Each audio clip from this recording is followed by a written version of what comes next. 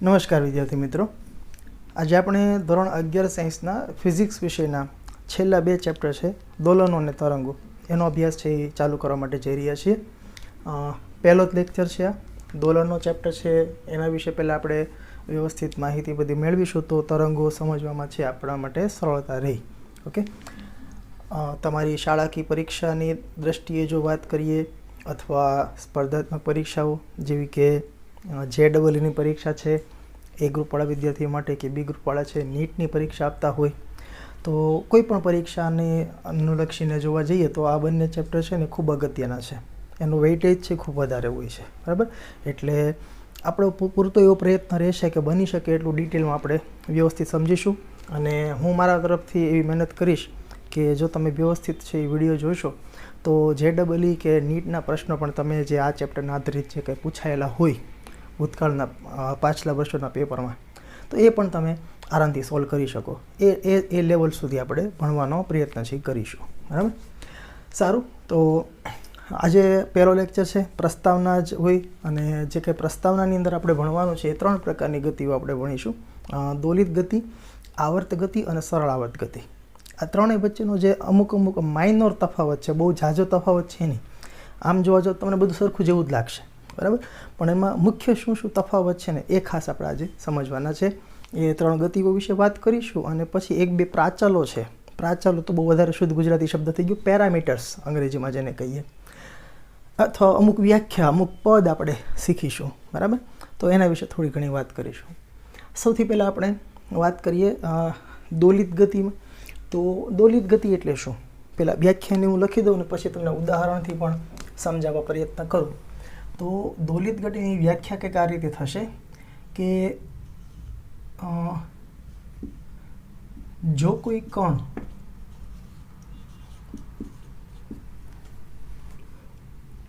કોઈ ચોક્કસ બિંદુની આસપાસ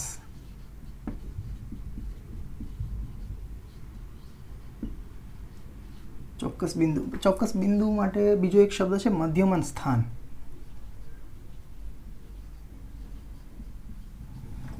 મધ્યમાન સ્થાન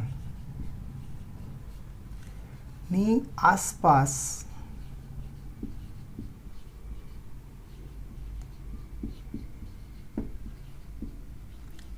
આગળ પાછળ કે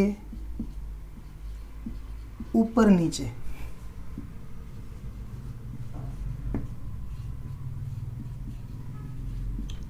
ગતિ કરતો હોય તો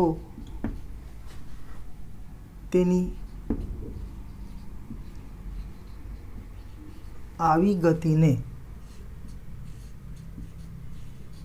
શું કહીશું આપણે? તો કે દોલિત ગતિ.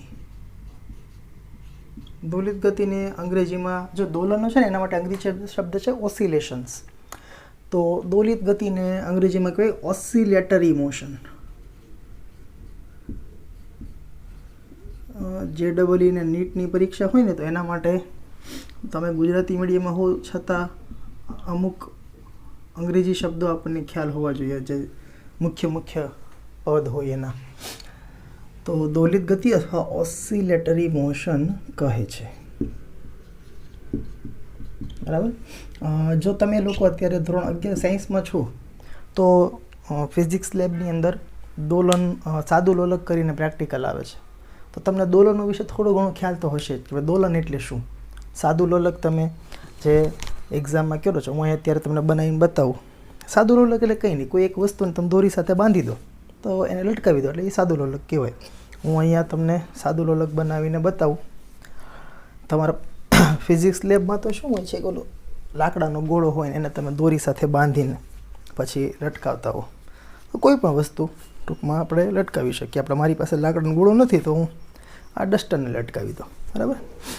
તો આ રીતે એક દોરીથી હું આ વસ્તુ છે એને આમ લટકાવી દઉં, આ ડસ્ટરને, બરાબર. તો આ સાદું લોલક કહેવાય.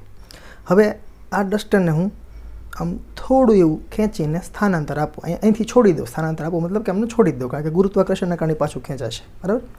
તો આ રીતે ડસ્ટરને આ રીતે હું બાંધી અને આમ છોડી દઉં તો આ જે એ મોશન કરે છે, આ જે ગતિ કરે છે ને એને દોલિત ગતિ કહેવાય, બરાબર. અહીંયા ફરી વખત વાંચો કે જો કોઈ કણ અથવા પદાર્થ, સામાન્ય રીતે ફિઝિક્સમાં આપણે કણ શબ્દ વાપરતા હોઈએ છીએ કારણ કે નાના ઓલા ઉપર આ વસ્તુ લાગુ પાડવાની છે. તો જો કોઈ કણ એ કોઈ ચોક્કસ બિંદુની આસપાસ, અચ્છા ચોક્કસ બિંદુવાળો શબ્દ સમજાવું શું છે.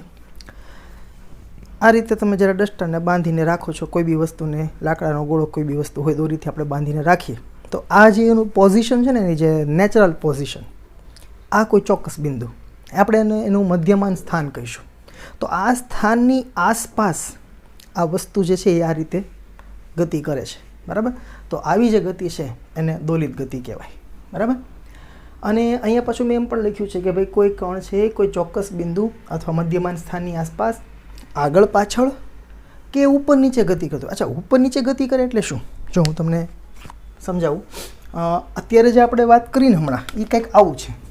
આગળ પાછળ જે ગતિ કરે ને, ધારો કે આ રીતે એક જડિત આધાર હોય અને અહીંથી એક દોરી બાંધીએ અને અહીંયા એક લાકડાનો ગોળો છે એ લટકાવી દઈએ. આ સાદું લલક થઈ ગયું, જે હમણાં મેં બનાવ્યું હતું એવું. હવે આને તમે આ રીતે કંઈક અહીંયા સુધી લાવી અને ગોળાને છોડી દો, તો ગોળો છે એ આમ દોલનો કરશે, બરાબર.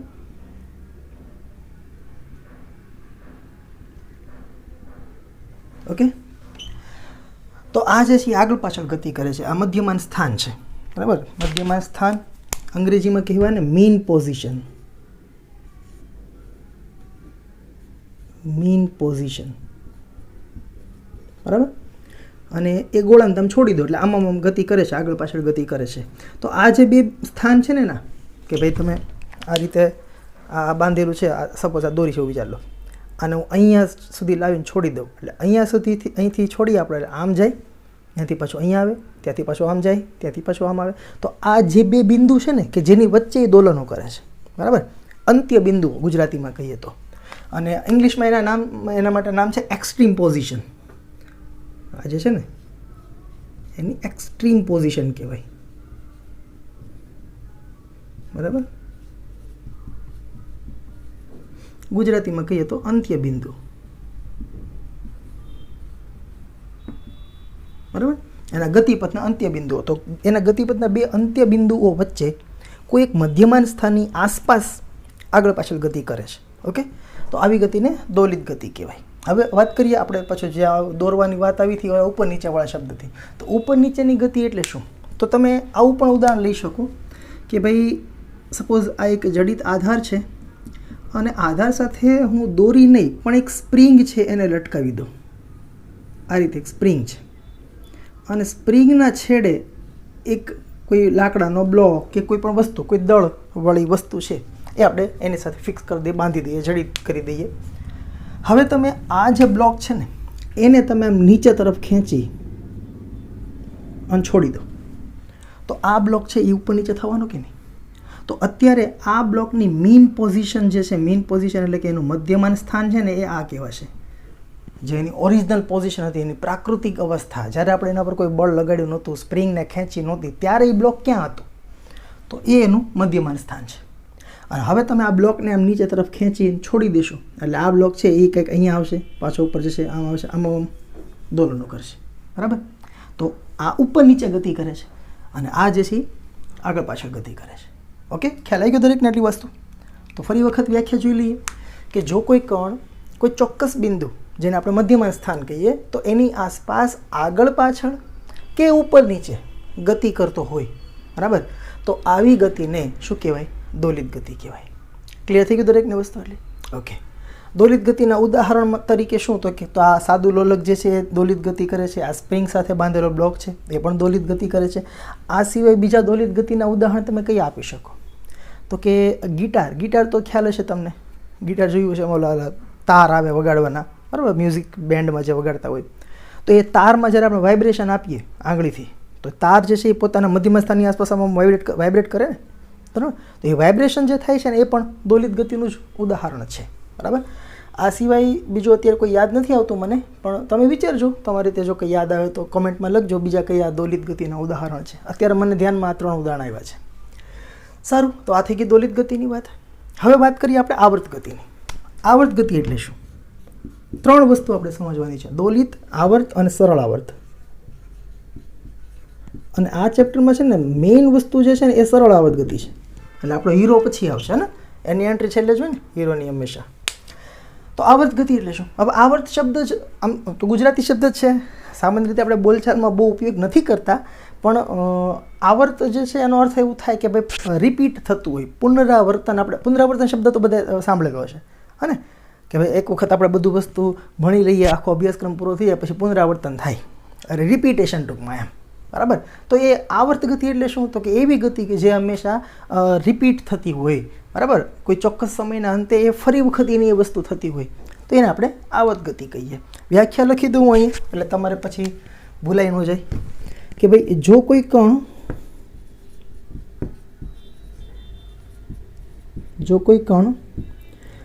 કોઈ ચોક્કસ સમયગાળા બાદ, કોઈ ચોક્કસ સમય અંતરાલ અને ટાઈમ ઇન્ટરવલ, ગુજરાતી છે જો કે, પણ સાદી ભાષામાં કહીએ તો સમયગાળો. તો કોઈ ચોક્કસ સમય અંતરાલ બાદ તેના ગતિપથ પર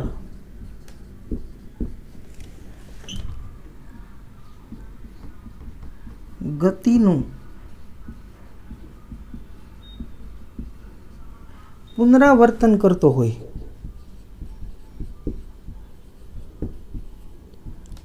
તો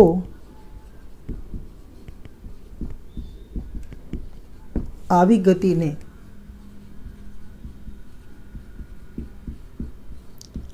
આવર્ત ગતિ કહે છે. હવે આમ વ્યાખ્યા જોઈએ ને એટલે આપણને તરત એવો વિચાર આવે કે ભાઈ તો ઉપરની ગતિમાં એવું જ કંઈક હતું ને. આજે દોલનો કરાવ્યા હતા આપણે, સાદું લોલક જેને આપણે કહીએ, અથવા તો આવી રીતે કોઈ દોરી સાથે કોઈ વસ્તુને બાંધી દઈએ આપણે, અને આને હું આમ ગતિ કરાવું તો આ રિપીટેશન તો થાય જ છે જો ગતિનું, બરાબર. આ દોરી નડી ગઈ, ચાલો અહીંથી આમ રાખ્યા, બરાબર. આ રીતે જો, તો આ ડસ્ટર જે છે એ દોલિત ગતિ કરે છે, આગળ પાછળ થાય છે એટલે, પણ આને આવર્ત ગતિ પણ કહી શકાય, કારણ કે રિપીટેશન તો થાય જ છે જો, હા ને, કે ભાઈ એકવાર આમ ગયું, પાછું આવ્યું, પાછું આમ ગયું, આવ્યું, પાછું આમ ગયું, જો, બરાબર. તો આ ગતિ જે છે એને આવર્ત ગતિ કહી શકાય. તો અહીંયા એક વસ્તુ ખાસ યાદ રાખજો કે જે પદાર્થ દોલિત ગતિ કરતો હોય ને એ આવર્ત ગતિ કરતો જ હોય એવું કહેવાય જ, કારણ કે આવર્ત એટલે શું? રિપીટ થવું, પુનરાવર્તિત થાય, એની એ જ ગતિ ફરી વખત થાય, બરાબર. તો દરેક દોલિત ગતિ કરતો પદાર્થ છે ને એ આવર્ત ગતિ કરતો જ હોય, પણ અમુક ગતિ એવી છે કે જે આવર્ત હોય પણ દોલિત ન હોય. દાખલા તરીકે હું તમને ઉદાહરણ આપું, સપોઝ આપણી પૃથ્વી છે, તો પૃથ્વી જે છે એ સૂર્યની આસપાસ આપણને ખ્યાલ છે કે ભાઈ વર્તુળાકાર, આમ તો ખરેખર તો વર્તુળાકાર ન કહી શકાય, લંબવૃત્તીય કક્ષા એવું છે, પણ પછીથી સાબિત એવું કરીએ છીએ કે ભાઈ લંબવૃત્તીય કક્ષા એક પ્રકારના ગોળ વર્તુળાકાર જ પથ છે, બરાબર. અત્યારે હાલ પૂરતું આપણે એવું માની લઈએ, આપણે એમાં બહુ જવું નથી ડિટેલમાં કે કઈ રીતે ફરે છે, પણ પૃથ્વી જે છે એ સૂર્યની આસપાસ, સપોઝ આ સૂર્ય છે અને અહીંયા ક્યાંક પૃથ્વી છે, તો પૃથ્વી છે સૂર્યની આસપાસ આમ ફરે છે કે નહીં? એ ભલે વર્તુળાકાર કક્ષામાં ફરે કે લંબવૃત્તી કક્ષામાં ફરે, જે કક્ષામાં ફરતી હોય, પણ ફરે છે કે નહીં, બરાબર. હવે એ ફરવા માટે કેટલો ટાઈમ લે છે? એક આખું પરિભ્રમણ પૂરું કરે, એક આખું ચક્કર પૂરું કરે, એના માટે કેટલો ટાઈમ લે છે? તો આપણને ખબર છે કે એ ટાઈમ 1 વર્ષ જેટલો છે, 365.25 દિવસ, બરાબર. તો એ 365.25 દિવસ છે ને એ એક ચોક્કસ સમયગાળો છે કે ભાઈ આટલો સમય થાય ને એટલે પૃથ્વી એક ચક્કર મારી જ દેશે, ફરી પાછા 365.25 દિવસ થાય એટલે ફરી પાછું બીજું ચક્કર પૂર્ણ થઈ જ જાય, બરાબર. એટલે ચોક્કસ સમય અંતરાલ બાદ તેના ગતિપથ પર એ ગતિનું પુનરાવર્તન કરે, એટલે ફરી વખત એના એ જ પથ ઉપર એ પૃથ્વી છે એ ફરવા લાગશે, બરાબર. તો અહીંયા આ જે પૃથ્વીની જે ગતિ થાય છે ને એ આવર્ત ગતિ છે. શા માટે? કારણ કે રિપીટ થાય છે, પુનરાવર્તન થાય છે, પણ એને દોલિત ગતિ ના કહેવાય કે ભાઈ આ સૂર્ય છે ને અહીંયા પૃથ્વી છે, તો પૃથ્વી જે છે આમ ફરે છે, બરાબર. ફરતી ફરતી વચ્ચે કે ઊભી ઊભી આમ આગળ પાછળ નથી થતી ને પાછી, હે ડિસ્કો તો નથી કરતી ને, એને એમ થાય ભાઈ નોરતા આવ્યા, નવરાત્રી આવી તો આપણે ગરબા લઈએ, હે ઉપર નીચે નથી થતી પૃથ્વી, કે નથી આગળ પાછળ થતી, એ તો હંમેશા આમ સીધે સીધી એક સરખી સ્પીડે વર્તુળાકાર કક્ષામાં છે, નિયમિત વર્તુળાકાર ગતિ કહી શકીએ આપણે કદાચ, હા ને. તો વર્તુળાકાર ગતિ કરતી રહે છે, એટલે પુનરાવર્તન થાય છે ગતિનું, માટે આવી ગતિ છે આવર્ત ગતિ કહેવાય છે, દોલિત ગતિ ના કહેવાય, બરાબર. એટલે આ વસ્તુ ખાસ એક આપણે યાદ રાખવાનું અહીંયા કે દોલિત ગતિ જે છે ને એ બધી આવર્ત ગતિ કહેવાય, પણ આવર્ત ગતિ એ દોલિત ગતિ હોવી જરૂરી નથી.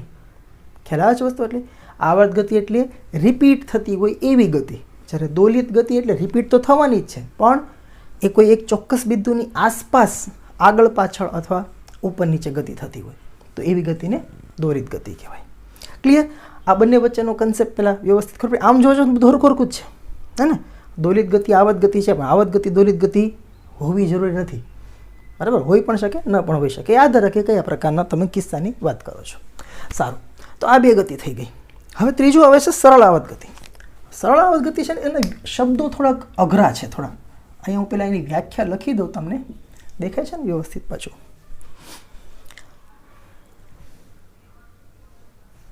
હા, દેખાય છે. ચલો,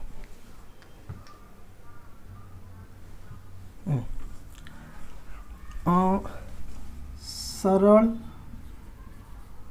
આવર્ત ગતિ.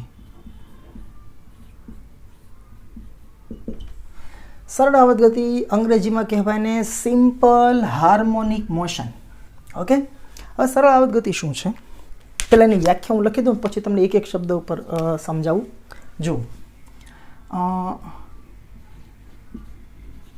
જો કોઈ કણ અથવા પદાર્થ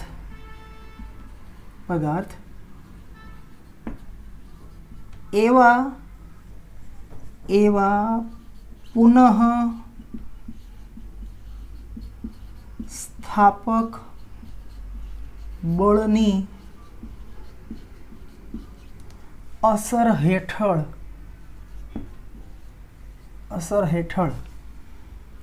આવર્ત ગતિ કરતો હોય. હવે આવર્ત ગતિ દોલિત ગતિ તો હોવાની જ છે, બરાબર? આવર્ત ગતિ નહીં, આવર્ત નહીં, દોલિત જ લખશું આપણે ને શબ્દ. Thank you duster.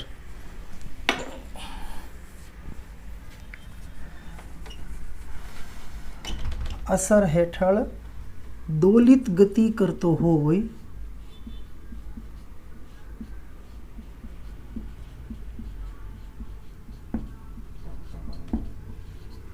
હોય કે જે બળ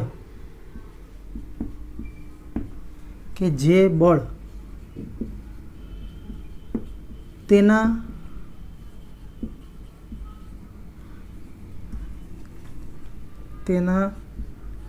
ગતિપથના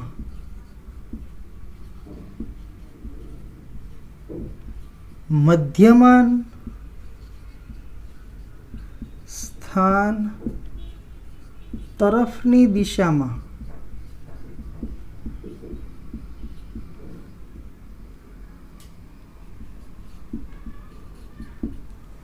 મધ્યમાન સ્થાન તરફની દિશામાં. અને હજી અમે એક શબ્દ ઉમેરી દઈએ.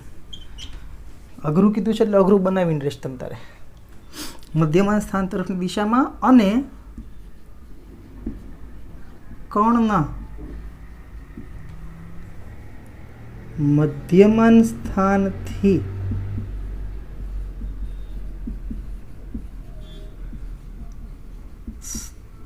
સ્થાનાંતરના સમપ્રમાણમાં હોય.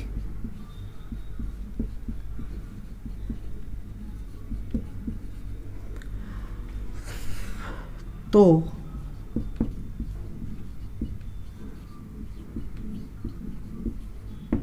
આવી ગતિને સરળ આવર્ત ગતિ, આપણે ટૂંકમાં સ આગળ કહે છે. અને એમાં હજી એક મુદ્દો હું ઉમેરી દઉં. પહેલી વ્યાખ્યા અને બીજો મુદ્દો એમાં કે સરળ આવર્ત ગતિ કરતા પદાર્થનો કંપ વિસ્તાર અને આવૃત્તિ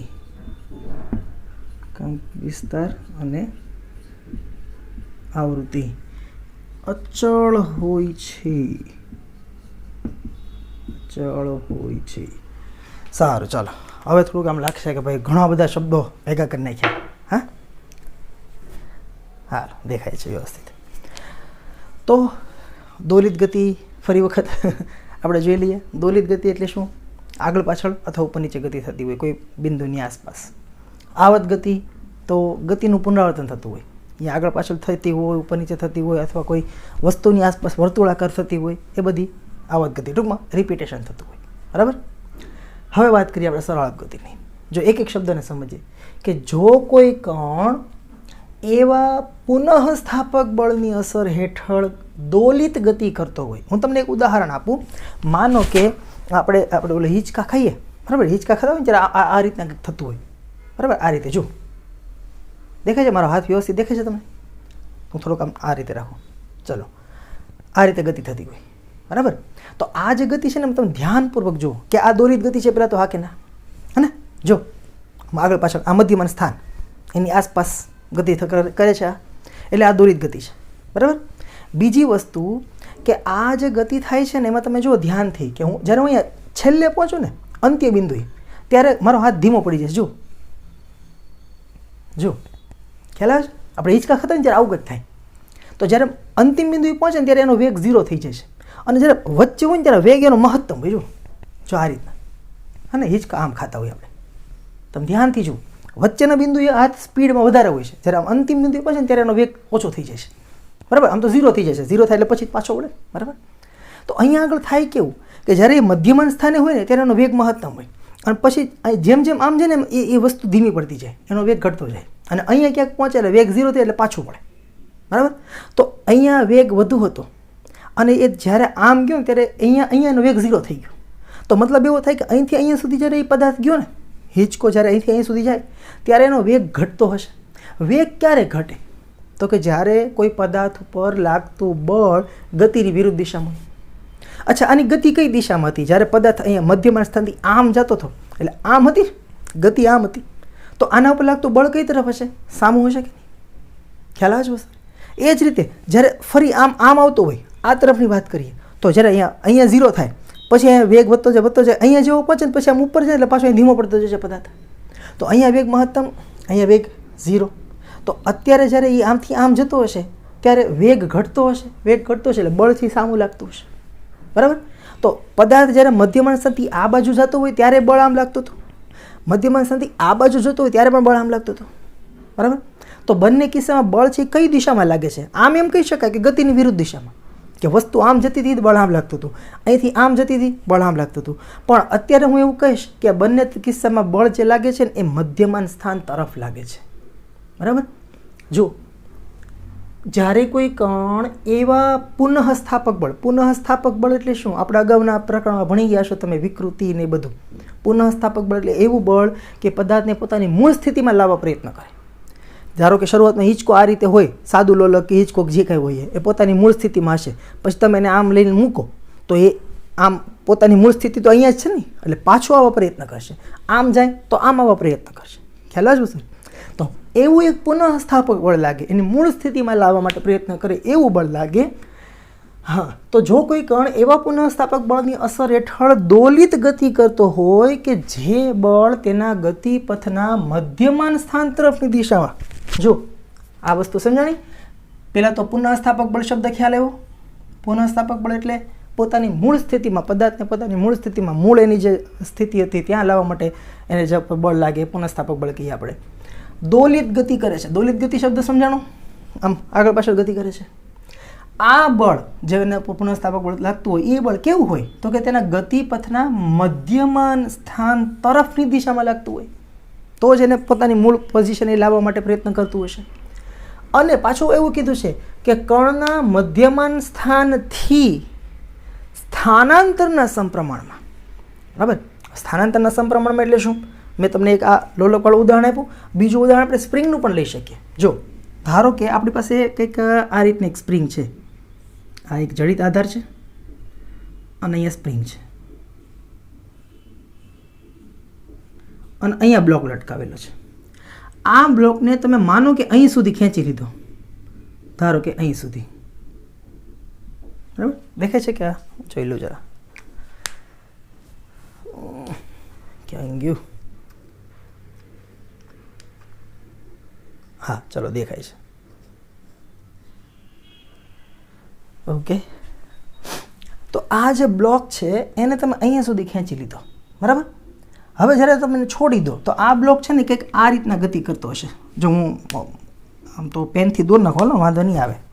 ચાલો જો અહીંથી તમે છોડશો ને એટલે આમ અહીંયા સુધી આવશે, પછી આમ નીચે આવશે, આમ આમ ગતિ કરતો હશે, ખ્યાલ આવશે. તો જ્યારે બ્લોક અહીંયા છે તો આ સ્પ્રિંગ છે ને એને ઉપર ખેંચતી હશે બ્લોકને, બરાબર. પછી જ્યારે એ અહીંયા પહોંચી જાય એટલે ત્યાં ઊભો નહીં રહી જાય, ડાયરેક્ટ બ્લોક ચોંટીને જ જવાનો, હજી ઉપર જવાનો જડત્વના કારણે, અને ગતિમાં હોય તો ગતિમાં રહેવા પ્રયત્ન કરશે. એટલે આ બ્લોક અહીંયા પહોંચે ને એટલે હજી ઉપર જશે. ધારો કે બ્લોક ઉપર જતો જતો અહીંયા આવી ગયો, એટલે ઓલી સ્પ્રિંગ છે ને દબાઈ જશે. સ્પ્રિંગ દબાય એટલે સ્પ્રિંગ એને નીચે ધક્કો મારશે. પાછી સ્પ્રિંગ હંમેશા બાહ્ય બળની વિરુદ્ધ દિશામાં આપણી પર બળ લગાડે, બરાબર. એટલે સ્પ્રિંગ ખેંચાયેલી હશે તો બ્લોકને ઉપર ખેંચશે, અને દબાયેલી હશે તો બ્લોકને નીચે તરફ ફેંકશે. તો મધ્યમાન તરફની દિશામાં બળ લાગે છે. જો અહીંયા કે મધ્યમાન સ્થાન અહીંયા છે, બ્લોક અહીંયા છે, તેને ઉપર ખેંચાશે, અને બ્લોક ઉપર જતો રહે તો સ્પ્રિંગ છે એને નીચે તરફ ધક્કો મારશે. એટલે મધ્યમાન સ્થાન તરફ તો બળ લાગ્યું જ. બીજી એક વાત કે કઈ જગ્યાએ બળ વધુમાં વધુ લાગશે. બ્લોક મધ્યમાન સ્થાન હોય ત્યારે, અહીંયા હોય ત્યારે, અહીંયા હોય ત્યારે, અહીંયા હોય ત્યારે, જ્યારે મેક્સિમમ અહીંયા સુધી આપણે બ્લોકને ખેંચો તો વધુમાં વધુ બળ સ્પ્રિંગ છે એ ક્યારે લગાડશે? જ્યારે બ્લોક સૌથી દૂર હોય ત્યારે. પછી બ્લોક થોડોક નજીક આવી જાય ને તો બળ ઘટાડી દેશે, હજી નજીક આવે તો બળ ઓછું લાગશે, બરાબર. સ્પ્રિંગને જેટલી ખેંચો એટલું બળ વધારે લાગે ને ભાઈ, ખ્યાલ આવે છે. સ્પ્રિંગમાં જે લાગતું બળ છે એ F બરાબર -kx સૂત્ર, જો તમે પ્રકરણ નંબર કયું છે 6 કાર્ય ઉર્જા પાવર ભેણા ને એમાં ક્યાંક આવતું હશે. પ્રકરણ નંબર 6 કે 5 છે, સોરી. તો કાર્ય ઉર્જા પાવર વાળું ચેપ્ટર છે ને એમાં આ સ્પ્રિંગ બળ વિશે માહિતી આવે છે. F બરાબર -kx, તો એ એક્સના સમપ્રમાણમાં. એક્સ એટલે શું? સ્પ્રિંગની લંબાઈમાં થતો ફેરફાર. તો સ્પ્રિંગ જેટલી વધારે ખેંચાયેલી છે એટલું વધારે બળ લાગશે, જે ઓછી ખેંચાયેલી છે તો ઓછું બળ લગાડશે. જેમ જેમ ઘટતી જશે, અને પાછું એવું નથી ખેંચાયેલી, દબાયેલી હોય ત્યારે પણ એવું થાય. જેટલી વધારે સ્પ્રિંગ દબાશે એટલું વધારે બળ લગાડશે, ઓછી દબાયેલી છે તો ઓછું બળ લગાડશે. ખ્યાલ જ વાત એટલી, બરાબર. તો જેટલું વધારે ખેંચાયેલી હશે એટલે કે જેટલો પદાર્થ વધુ દૂર હશે અને મધ્યમાન સ્થાનથી એટલું વધારે બળ. જેમ જેમ નજીક આવતું જાય એમ બળ છે ઓછું લાગતું જાય, બરાબર. હવે ફરી વખત શબ્દ જુઓ કે આ જે છે બળ એ કેવું છે? તો કે કણના મધ્યમાન સ્થાનથી સ્થાનાંતરના સમપ્રમાણમાં. મધ્યમાન સ્થાનથી પદાર્થ જેટલો દૂર એટલું બળ વધારે સમપ્રમાણમાં, એટલે જેટલો નજીક એમ બળ ઓછું લાગતું જશે, બરાબર. હવે આખી વ્યાખ્યા ફરી વખત વાંચી લઈએ આપણે. જો કોઈ કણ એવા પુનઃસ્થાપક બળની અસર હેઠળ દોલિત ગતિ કરતો હોય કે જે બળ તેના ગતિપથના એક તો મધ્યમાન સ્થાન તરફની દિશામાં લાગતું હોવું જોઈએ, અને બીજું કે એ કણનું સ્થાનાંતર કેટલું છે. જેટલું વધુ સ્થાનાંતર એટલું વધુ બળ લાગતું હોય. જેમ જેમ એ મધ્યમાન સ્થાનથી નજીક આવતો જાય એમ ઓછું બળ લાગતું હોય. તો એ મધ્યમાન સ્થાનથી સ્થાનાંતરના સમપ્રમાણમાં હોય. તો આવી ગતિને શું કહેવાય? સરળાવત ગતિ કહે છે. અને બીજી વસ્તુ અહીંયા એક મેં લખ્યું છે કે ભાઈ સરળાવત ગતિ કરતાં પદાર્થનો કંપ વિસ્તાર જે છે એ અચળ હોય છે, અને આવૃત્તિ પણ અચળ હોય છે. આવૃત્તિની હમણાં વાત કરીશું આપણે આગળ જતાં. કંપ વિસ્તારની વાત કરી દો. કંપ વિસ્તાર એટલે શું? તો કે કંપ વિસ્તાર એટલે એવું અંતર કે જે મેક્સિમમ હોય. માનો કે કોઈ વસ્તુ જે છે, આપણે સાદા લોલકની જ વાત કરીએ. ધારો કે આ મારો હાથ છે, આ મધ્યમાન સ્થાન છે, બરાબર. હવે આને આપણે આમ દોલન કરાવીએ. સપોઝ અહીંયા સુધી જાય છે પદાર્થ, બરાબર. તો આમ દોલનો થાય છે ધારો કે, ઓકે. તો મધ્યમાન સ્થાન અહીંયા છે. મધ્યમાન સ્થાનથી વધુમાં વધુ કેટલો દૂર ગયો? સપોઝ અહીંયા ગયો, તો આ જે અંતર છે ને, આ અંતરને કહેવાય કંપ વિસ્તાર, ઓકે. અંગ્રેજીમાં એને એમ્પ્લિટ્યુડ કહેવાય.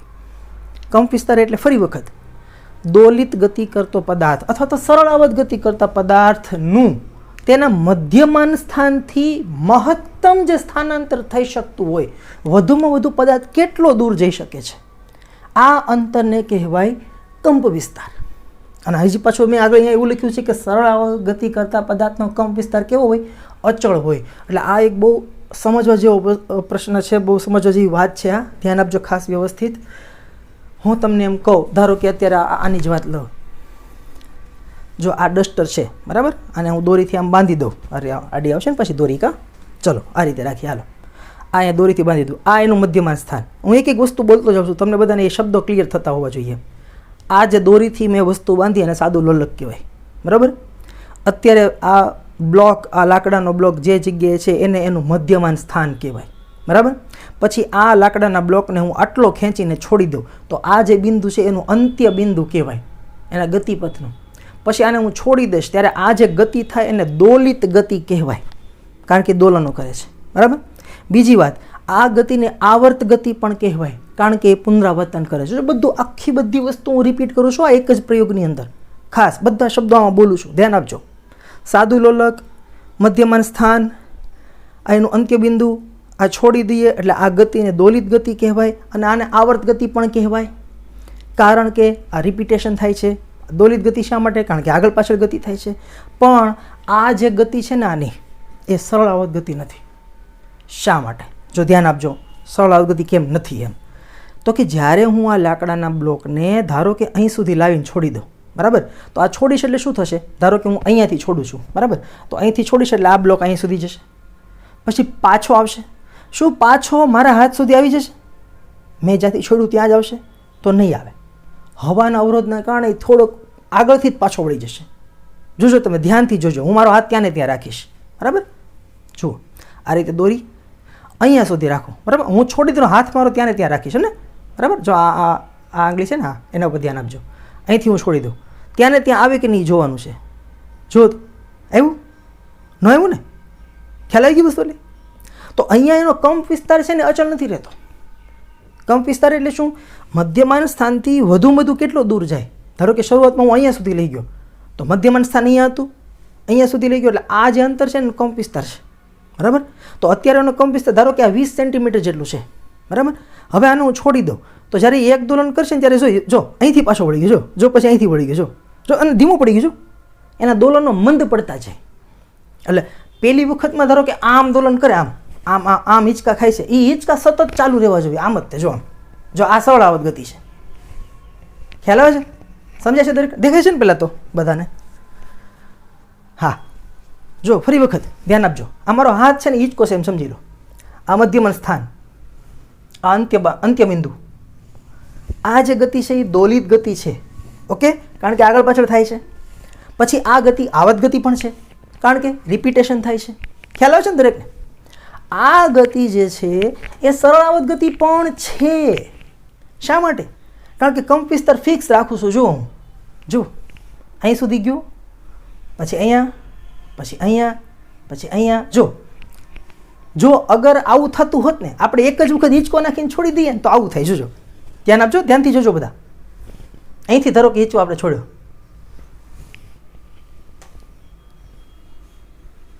આવું થશે. ખ્યાલ આવે છે? વાત, હિંચકો ધીમો પડતો જાય. તો હિંચકો ધીમો પડતો જાય ને એ દોલિત ગતિ છે, આવર્ત ગતિ પણ છે, પણ સરળ આવર્ત ગતિ નથી. સરળ આવર્ત ગતિમાં શું શરત છે? કંપ વિસ્તાર કેવો રહેવો જોઈએ? અચળ રહેવો જોઈએ. અને ફરી વખત, કંપ વિસ્તાર એટલે શું? તો કે મધ્યમાન સ્થાનથી એનું મહત્તમ કેટલું સ્થાનાંતર થઈ શકે એને આપણે કંપ વિસ્તાર કહીએ. ખ્યાલ આવે છે વાત? એટલે બરાબર. તો આ જે છે એ કંપ વિસ્તાર ફિક્સનો ફિક્સ જળવાઈ રહે છે કે આ બાજુ 20 સેન્ટીમીટર ગયું, આ બાજુ 20 સેન્ટીમીટર ગયું મધ્યમાન સ્થાનથી, ફરી પાછું 20 પહોંચે, આ બાજુ 20 પહોંચે. એવું નહીં કે ભાઈ 20 પહોંચે ને પછી પાછું અહીંયા 18 પહોંચે, પછી 18 ને પછી 17 ને પછી 15, ધીમે ધીમે કરતાં 5 4 3 2 1 એટલે 0 અહીંયા ઉપરી જાય. એવું ના થવું છે. ખ્યાલ આવી ગઈ વસ્તુ? હે? તો આ મુખ્ય તફાવત છે. દોલિત ગતિ એટલે આગળ પાછળ અથવા ઉપર નીચેની ગતિ. આવર્ત ગતિ રિપીટેશન થતી હોય એવી ગતિ, જેમાં વારંવાર પુનરાવર્તન થતી હોય એવી ગતિ.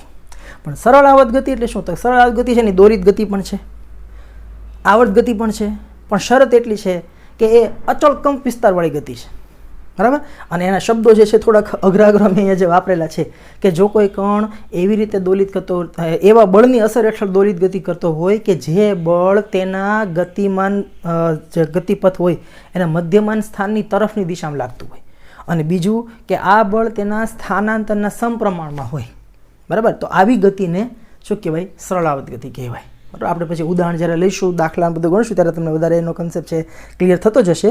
પણ એક વસ્તુ ખાસ યાદ રાખવાની કે સરળ આવર્ત ગતિ કરતો પદાર્થ છે આવર્ત ગતિ કરે છે, દોલિત ગતિ પણ કરે છે, પણ એનો કંપ વિસ્તાર કેવો હોય? અચળ હોય, બરાબર, ફિક્સ. એક વખત જેટલો દૂર ગયો મધ્યમાન સ્થાનથી એટલો દર વખતે દૂર જવો જ જોઈએ.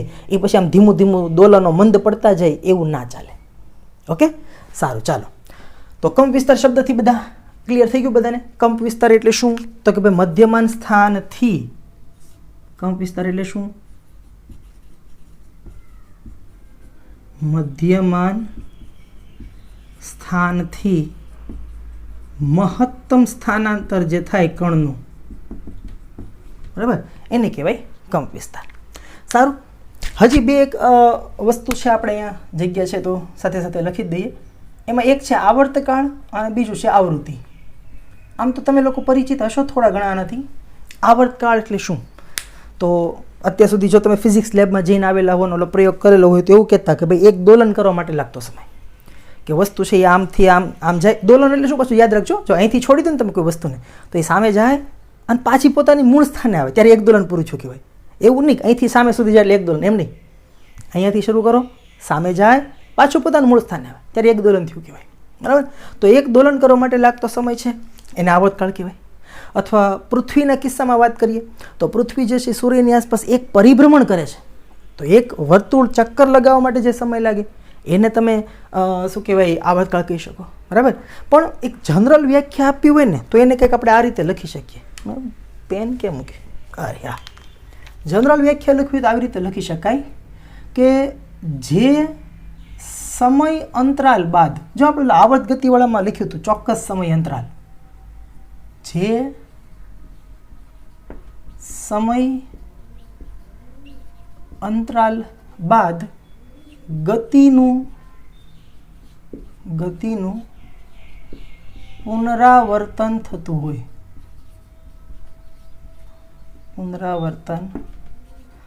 હોય, તે સમયગાળાને શું કહેવાય? તો કે ભાઈ આવર્તકાળ કહે છે. બરાબર, આ વસ્તુ એ જ છે તમ તારે મેં લખીએ તો અલગ શબ્દોમાં લખ્યું છે. એક દોલન પૂરું થાય એટલે ફરી પછી ગતિ પુનરાવર્તન થવાની જ છે ને. એક પરિભ્રમણ પૂરું થાય એટલે પાછું પરિભ્રમણ બીજું ચાલુ થઈ જ જવાનું છે. બરાબર, એટલે જનરલ રીતે આ રીતે લખી શકાય કે જે સમયગાળા પછી ગતિ ફરી વખત રિપીટ થવાનું, બીજી વખત થાય, પછી ત્રીજી વખત થાય, પછી ચોથી વખત થાય, તો જે સમયગાળો છે ને એ સમયગાળાને કહેવાય આપણે આવર્તકાળ, જેને આપણે કેપિટલ ટીથી બતાવાય. સમય છે માટે આવર્તકાળનો એકમ આપણે સેકન્ડ લખીશું. આવૃત્તિની વાત કરીએ તો આવૃત્તિ માટે મોટાભાગે વિદ્યાર્થીઓ છે ને આવું યાદ રાખી લે છે કે આવર્તકાળના વ્યસ્ત અને આવૃત્તિ કહેવાય. બરાબર, અને એ સાચું છે, એમાં કાંઈ ખોટું નથી. તમ તારે આવર્તકાળનો વ્યસ્ત આપણે આવૃત્તિ કહી શકીએ.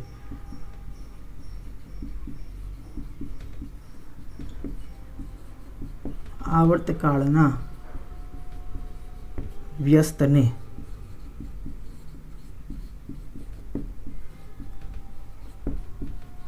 આવૃત્તિ કહે છે. તો આ સાચું જ છે, આમાં કંઈ ખોટું નથી. આપણે લખી શકીએ F બરાબર 1/T, અને આનો જે એકમ છે એ એકમ જો T એટલે સમય એટલે સેકન્ડ ઇન્વર્સ કહી શકાય. અને બીજો એનો એકમ છે ને એ છે હર્ટ્ઝ, એક વૈજ્ઞાનિક છે હેનરિક હર્ટ્ઝ. તો એના નામની યાદમાં આપણે F જે આવૃત્તિ છે એનો એકમ એ હર્ટ્ઝ લખતા હોઈએ છીએ. HZ થી બતાવાય એને. F શા માટે મેં લખ્યો? કારણ કે આવૃત્તિ છે ને અંગ્રેજીમાં ફ્રીક્વન્સી કહેવાય. એના પહેલા અક્ષર પરથી આપણે F થી બતાવીશું. તો અત્યારે જે મેં અહીંયા લખ્યું ને કે ભાઈ આવર્તકાળના વ્યસ્ત અને આવૃત્તિ કહે છે, સાચું છે, કોઈ ખોટી વાત નથી. બરાબર, પણ એને જો વધારે સારી રીતે આપણે એક જનરલાઇઝ ટર્મમાં લખવું હોય તો આ રીતે લખી શકાય. અથવા કરીને લખી દઉં, એકમ સમયમાં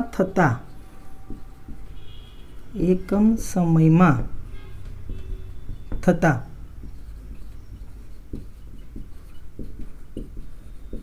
પુનરાવર્તનોની સંખ્યાને આવૃત્તિ કહે છે. બરાબર, એક સેકન્ડમાં, એકમ સમય એટલે એક સેકન્ડમાં કેટલા દોલનો થાય અથવા કેટલા પરિભ્રમણ થાય છે. બરાબર, તો એ સંખ્યાને કહેવાય આવૃત્તિ. એકમ સમયમાં એટલે સમય છે એ છેદમાં હશે અને જે કંઈ પુનરાવર્તનો થતા હોય એ અંશમાં હશે. બરાબર, સારું. તો આટલી વાત છે, આપણે આજના લેક્ચરમાં આટલું રાખીએ. આ બધી આ પ્રાસ્તાવિક માહિતી થઈ ગઈ. ફરી વખત દોલિત ગતિ એટલે કોઈ વસ્તુની આસપાસ, કોઈ બિંદુની આસપાસ આગળ પાછળ અથવા ઉપર નીચે ગતિ થતી હોય. આવર્ત ગતિ એટલે પુનરાવર્તન થતું હોય.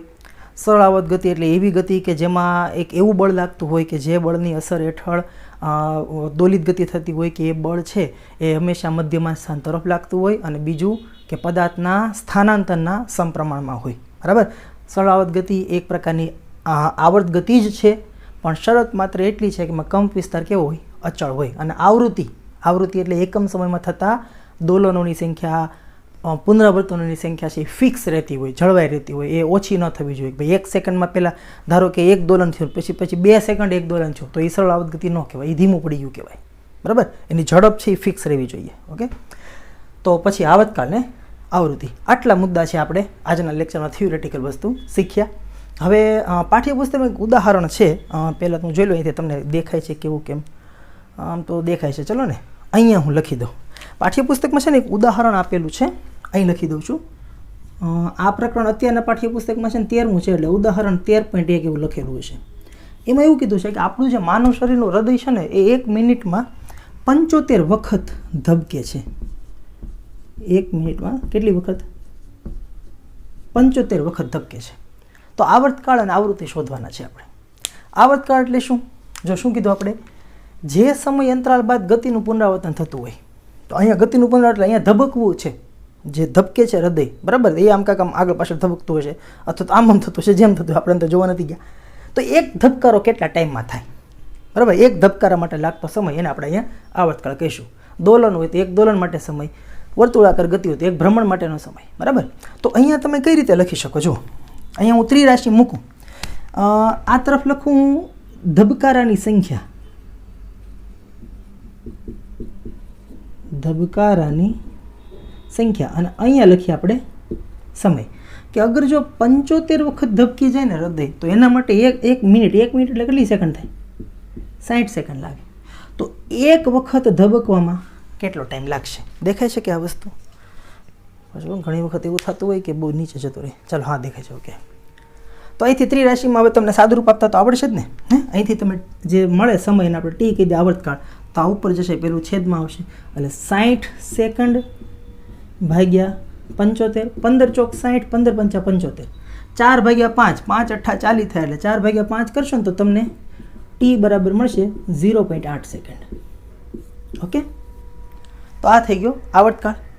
હવે આવૃત્તિની વાત કરીએ. આવૃત્તિ એટલે શું કીધું છે આપણે? એકમ સમયમાં થતા પુનરાવર્તનોની સંખ્યા. એટલે આ રીતે લખાશે ને, છેદમાં સમય હશે અને અંશમાં પુનરાવર્તનોની સંખ્યા. અહીંયા પુનરાવર્તન એટલે ધબકારા છે. કેટલા ધબકારા થાય છે? 75. અને કેટલા સમયમાં? 1 મિનિટમાં. મિનિટને સેકન્ડમાં ફેરવો એટલે 60. 75 ભાગ્યા 60 એટલે અહીંયા થશે ને 15 પંચા 75, 15 ચોક 60, એટલે 5 ભાગ્યા 4 થશે. અને 5 ભાગ્યા 4 કરશો એટલે કેટલું થઈ જશે? 1.25 હર્ટ્ઝ. બરાબર, હર્ટ્ઝ છે આવૃત્તિનું એકમ છે. સારું, તો આ થઈ ગયું આપણું પાઠ્યપુસ્તકનું ઉદાહરણ. થોડું ઘણું કદાચ વધારે લંબાણપૂર્વક આજે ચર્ચા થઈ ગઈ છે, કદાચ તમને થોડુંક એવું લાગ્યું છે બહુ વધારે પડતું લપ કરે છે, પણ શું છે, પહેલો લેક્ચર છે અને બેઝિક વસ્તુ છે, એટલે વ્યવસ્થિત સમજવી જરૂરી છે આપણા માટે. નેક્સ્ટ લેક્ચરમાં આપણે પછી ધીમે ધીમે સ્પીડ છે એ વધારશું. બરાબર, આશા રાખું છું કે તમને આ બધી જે કંઈ પદ મેં સમજાવ્યા એ તમને ખ્યાલ આવી ગયા હશે, બધા સમજાઈ ગયા હશે. સરળ આવર્ત ગતિ વિશે હજી આપણે ઘણી બધી ચર્ચાઓ કરવાની થશે, એટલે ધીમે ધીમે એનો કન્સેપ્ટ છે તમને ક્લિયર થતો જશે. મેં તમને પહેલાં કીધું કે થોડી એની વ્યાખ્યા, શબ્દો છે થોડા અઘરા છે, પણ સરળ આવર્ત ગતિને તમે ટૂંકમાં એમ પણ લખી શકો, એવી આવર્ત ગતિ કે જેનો કંપ વિસ્તાર અચળ રહેતો હોય, એવી ગતિને સરળ આવર્ત ગતિ કહેવાય. આમ કહી દે ને તોય ચાલશે શોર્ટમાં. બરાબર, બાકી આ શબ્દો વિશે પછી ધીમે ધીમે આપણે જેમ જેમ આગળ જશું એમ તમને ખ્યાલ આવતો જશે. આવર્તકાળ, આવૃત્તિ અને આ ઉદાહરણ 13.1 પણ આપણે અહીંયા ગણી દીધું છે. બહુ કંઈ જાજી ગણતરી છે નહીં, તમે જરા જોઈ લેજો. બરાબર, સારું. બોર્ડ વર્ક છે બુકમાં અલગ લખી લેજો, વ્યવસ્થિત વાંચન કરજો, અને કોઈ ડાઉટ હોય તો કમેન્ટમાં તમે ડાઉટ લખી શકો છો. નેક્સ્ટ લેક્ચરમાં એ ડાઉટ છે હું કવર કરી લઈશ, તમને એ સોલ્યુશન છે આપી દઈશ. સારું, મળીએ આપણે બીજા લેક્ચરમાં. Thank you.